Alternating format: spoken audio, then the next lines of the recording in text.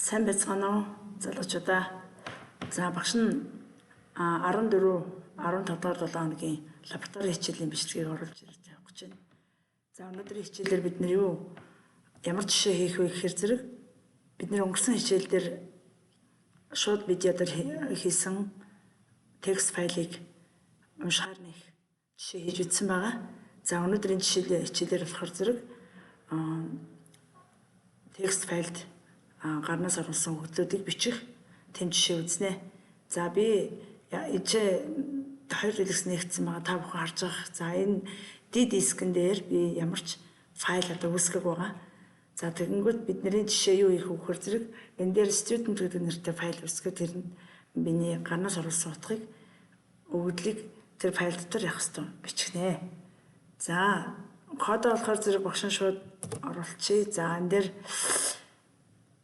толгой хэсгийг бид нар ойлгож байгаа. Энэ дээр бид нар мэдхгүй шинээр гарч иж байгаа ямар зүйл байгаа вэ гэхээр зэрэг за үндсэн функцүүд ажиллаж байна. Эхлээд явж байгаа 4-р мөрнөөс тийм ээ. За тэгээд энд оюутны нэрс бичих name гэсэн массив, тэмдэгт мөрөөс бүрдсэн массив. За тэгээд оюутны оноог оруулах marks гэсэн хувьсагч. За тэгээд энэ болохоор зэрэг яг уу массивын элементийн утгыг унших. Индексийн индекслэлэх хувьсагч. За number болохоор зэрэг хэдэн ширхэг бичлэг оруулах вэ гэсэн бичлэгийн тав төлөөлөх хувьсагч байгаа. За тэгээд энэ дээр бид нар шинэ зүйл нь юу вэ гэхээр за энэ эхний энэ мөр болохоор зэрэг оюутныхаа тоог оруулна уу гэд текстийг дэлгэсэн төвлөд number гэдэг хувьсагчаар оюутныхаа тоог унших нь. За тэгээд энэ файл төрлийн F pointer гэсэн энэ яг заагч хувьсагч байна. Энэ хувьсагчд болохоор зэрэг энэ хувьсагч юунд хэрэглэгдэх вэ гэхээр зэрэг бидний одоо өгдлийг бичиж хадгалах файлыг энэ байрлуулж энэ файл руу уншихаар бичгээр хандахаар ингээд энэ функцийг ажиллаж байна. За энэ F open гэдэг энэ бид түрүү хичээл дээр файлтай ажиллах функцүүдийг ярьсан байгаа. Тэрэн дээр болохоор зэрэг энэ файл pointer гэсэн хувьсагчаар дамжуулаад бид нэр яг энэ файлд хандах нь. За энэ дээр F open буюу файл open гэсэн функц. За тэрний аргумент болохоор зэрэг файл маань хаана байрлаж байгаа вэ гэсэн юуг нь яг замын зааж өгсөн байна. За би D-дискэн дээр ийм файл үсгээд энэ дээр бичгээр энэ файлыг нэнэ гэж энэ тодорхойлж өгч байна. За энэ хажуудлын дэлгэсэн дээр харагдаж байгаа энэ D-диск байна. Энэ D-диск гэдэгтэй байгаа. За энэ D-диск гэдэгтэй энэ D-дискэн дээр ямар нэгэн student гэсэн файл байхгүй байгаа. За тэгээ энэ дээр бид нар яах вэ? Бидний файл үсэд юу яах вэ? Бид нар яг хэрвээ файл олдох юм бол яг 0-тай тэнцүү буюу файл олдохгүй бол яах вэ гэхээр зэрэг хоосон олдохтой тэнцүү байх юм бол шууд яах алдаа гэсэн текст хэвлэх нэ. За үгүй бол нөгөө хідэн ширхэг элемент оюутны мэдээлэл оруулах вэ гэсэн энэ number-ын тоогоор энэ давталтаас ажиллана энэ давталт. За энэ давталтын эхний утга нь болохоор зэрэг индекс маань 0-ээс эхлээд number гэдэг хүртэл явах. За бид нар number-ыг 2 гэж игвэл яг 0-1 гэсэн 2 оюутны бичлэгийг авах нь. За харин number одоо юу гэдэг 3 4 бол тэр хүртэл явна гэсэн үг шүү дээ. За энэ дээр юу их хөр зэрэг оюутныхаа нэрийг оруулна уу гэд тэрэн дээр нэрийнх нь утгыг уншаад за тэгээд яг юуг нь яг хөр зэрэг марк оюутныхаа оноог оруулна гэсэн яг текст хэвлээд энэ дээр онооны утгыг уншина. За тэгээд энийг хаана хэвлэх гэж ирэхээр энэ өнөөдрийн шинэ яригдаад байгаа зүйлүүд эрдүүл энэ юм тийм ээ. За энийг ингэж хийж явах юм. За энэ print F. За файл руу бичнэ. Юу бичих гэхээр зэрэг нөгөө нэр оюутны нэр болон оноог явах хэрэгтэй. Name marks үгний ардалт нэрийн болон оноогийн бидний гарнаас оруулсан оноог хадгалж өгнө.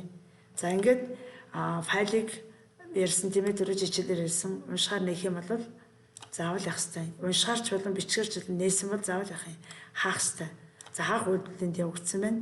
За тэгээд энэ програм юу яасан байна. За тэгээд бид нар энэ дээр юу хөөхөр зэрэг одоо компиляц хий тийм ээ. За файлаа хадгална. За энэ дээр багш нэрийг хадгалчихъя. За нэр өгч хадгаллаа. За одоо компиляц хийгдсэн. За үр дүнг нь үзье. За үр дүнгээ үзэхээр зэрэг яг энэ дээр За бид нэр яг хоёр оюутны бичлэг оруулна. За эхнийх нь юу гэдгийг туяа. Гэсэн оюутан байх нь онооны үгдийн 2.3. За хоёр дахь оюутны дээр энэ дээр дахиад энэ юу явуулаа энэ үр дүнгээ харуулж чадсангүй. За дахиад бодлого комплект. За хоёр оюутны мэдээлэл оруулна. Нэгдүгээр оюутан болохоор зэрэг туяа. За ингээд утга нь болохоор 2.3. Хоёрдугаар оюутанд орж. За нэг утга авч чадлагүй enter авагдчихлаа. Тэгээд юу авцсан. За тэгээд үнэхээр энэ файл байна уу юу харъя. За энэ student гэдэг файл үүссэн байна. За student гэдэг файлыг нэхэр зэрэг эхнийх нь туяа. За 2.3 гэдэг утгыг нь авдаггүй. 2 гэдгийг нь аваад 0.3 гэдгийг нь нэн дээр авцсан байна. За тэгээд ийм хэлбэрээр бичсэн. За тэгвэл одоо дахиад програм ажланд зөвлөсгий. Дахиад ажиллуулъя. Энэ дээр 2 бат. За тэгээд энэ дээр 5. За 4 гэсэн утга.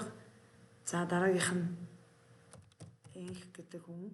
За энэ дээр оноо нь болохоор зэрэг хэд болох вэ? 3 ч гэдэг юм уу тий? Ингээд өгсөн. За ингээд энэ дууссан тэгвэл student гэдэг файлаа нэгээд үзье одоо. Бат 4 оноо. Инх 3 оноо тэгээд ингээд хадгалагдсан байна. За ингээд өөрөөсөө яг нь student текст файл учраас notepad дээр нээж үзсээр файл маань явах хэрэгтэй. Гараад ирж байна гэсэн.